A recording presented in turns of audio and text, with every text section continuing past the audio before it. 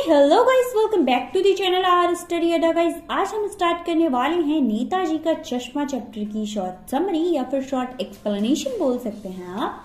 तो गाइस, इस चैप्टर के राइटर हैं आपके स्वयं प्रकाश जी। अब चलते हैं चैप्टर की तरफ। गाइस, इस चैप्टर में एक हालदार साहब होते हैं जो हर 15वें दिन अपनी कंपनी के काम से एक छोटे से कस्बे से गुजरते हैं। उस कस्बे में एक लड़कों का स्कूल है, एक लड़कियों का स्कूल है, एक सीमेंट का कारखाना है, 2 ओपन सिनेमा घर हैं, एक नगर पालिका है। अब क्योंकि वहां पर नगर पालिका थी तो कुछ ना कुछ काम कराती रहती थी। कभी सड़कें पक्की करवा दी, तो कभी शौचालय बनवा दिए, तो कभी कभी सम्मेलन बुलवा दिए। एक दिन नगर पालिका के एक बड़े ही उत्साही अधिकारी ने, मतलब जिसे ज्यादा उत्साह रहता होगा, उसने जो मेन बाजार था उसके चौराहे पर एक सुभाष चंद्र बोस जी की संगमरमर की मूर्ति लगवा दी। भाई, मूर्ति लगवाने का डिसीजन तो ले लिया गया था, बट बजट अच्छा था नहीं, इसीलिए उस मूर्ति को बनाने का काम कस्बे के ही एक इकलौते हाई स्कूल के टीचर को सौंप दिया गया, जो ड्राइंग का काम करता था। उससे ही कहा गया कि भाई तुम सुभाष चंद्र बोस जी की एक मूर्ति बना देना। मूर्ति बहुत सुंदर बनी, बस एक चीज की कमी थी, नेताजी की आंख पर चश्मा नहीं था। और आपने और मैंने जितने भी फोटोज देखे हैं उनमें सुभाष चंद्र जी ने चश्मा जरूर पहन रखा था, एक सचमुच। अब चश्मे की कमी पूरी करने के लिए एक चश्मे का काला फ्रेम मूर्ति को पहना दिया गया। क्योंकि हमारे हालदार साहब तो हर 15वें दिन वहां से गुजरते थे, तो उन्होंने देखा कि मूर्ति पर एक ब्लैक फ्रेम लगा हुआ है, तो उन्होंने कहा यार ये आइडिया तो अच्छा है कि मूर्ति पर असली का चश्मा लगा दिया गया है। कि भाई मूर्ति तो पत्थर की है बट चश्मा रियल का है।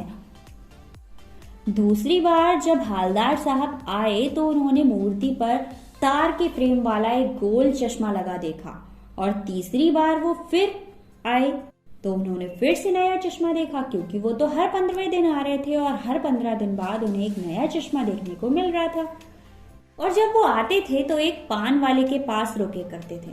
अब आखिरकार उन्होंने इस बार पूछ ही लिया कि भाई इस मूर्ति का चश्मा हर बार कोई बदल देता है, कैसे बदल जाता है?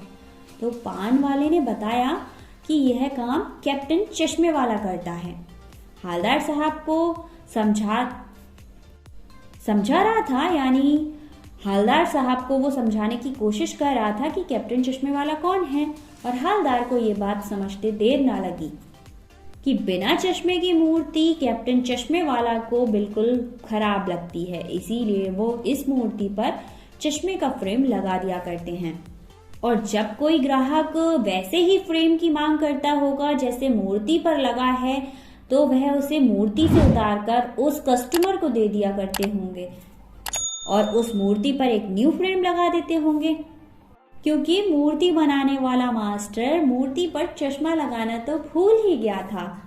अब हालदार साहब ने पान वाले से ये जानने की कोशिश की क्या ये चश्मे वाला हालदार मतलब सुभाष जी का कोई साथी है, या फिर यूं ही, या फिर आजाद हिंद फौज का कोई पुराना सिपाही।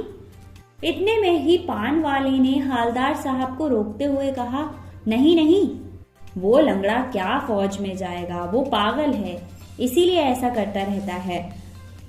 हालदार साहब को चश्मे वाला के प्रति बोली गई ये वाली लैंग्वेज तो बिल्कुल अच्छी नहीं लगी। वो सोच रहे थे कि एक देशभक्त का मजाक बनाते हुए इसे बिल्कुल शर्म नहीं आ रही है। कैप्टन को देखकर, उनका जो कैप्टन थे उनको देखकर हालदार साहब को बहुत ज्यादा आश्चर्य हुआ, क्योंकि वो एक बूढ़ा मरियल लंगड़ा सा आदमी था जिसके सिर पर गांधी टोपी तथा चश्मा लगा हुआ था। उसके एक हाथ में छोटी सी संदूक थी, मतलब एक छोटा सा बक्सा था, और दूसरे हाथ में बांस में टंगे ढेर सारे चश्मे। वो उसका रियल नेम जानना चाहते थे, मतलब उसका वास्तविक नाम जानना चाहते थे, बट पान वाले ने इससे ज्यादा बताने से मना कर दिया। वो बोला, भाई मुझे इससे ज्यादा नहीं पता है। 2 साल के भीतर ही हालदार साहब ने नेताजी की मूर्ति पर कई चश्मे लगते हुए देखे। वो हर 15वें दिन आते, हर 15वें दिन एक नया चश्मा लग जाता या महीनों बाद लगता, बट हाँ, चश्मा लग जाता था। एक बार जब हालदार साहब कस्बे से गुजरे तो मूर्ति पर कोई चश्मा नहीं था।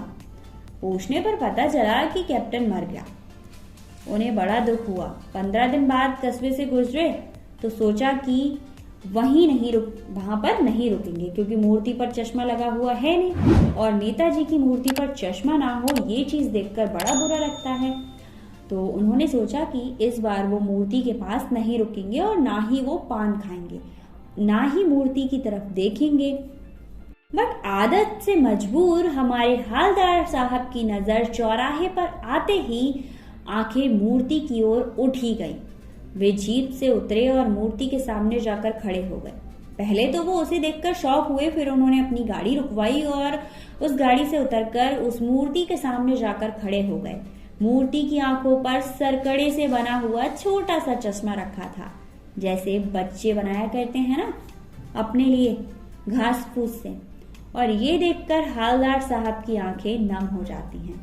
उन्हें लगा कि हाँ, आगे आने वाली जनरेशन के मन में भी थोड़ी बहुत भक्ति तो बची हुई है और उनको साथ ही साथ बड़ी तसल्ली थी। तो ये था हमारा प्यारा सा चैप्टर। आई होप आपको समझ आया होगा। और ज्यादा डिटेल में जानना है तो भाई डिटेल वाला एक्सप्लेनेशन चेक कर लिया करो, डिस्क्रिप्शन में लिंक मेंशन कर दूंगी डिटेल वाली, ठीक है। तो अगर सारे चैप्टर्स देखने हैं तो डिस्क्रिप्शन में प्लेलिस्ट लिंक मेंशन कर दूंगी। मिलते हैं नेक्स्ट वीडियो में। Thank you so much.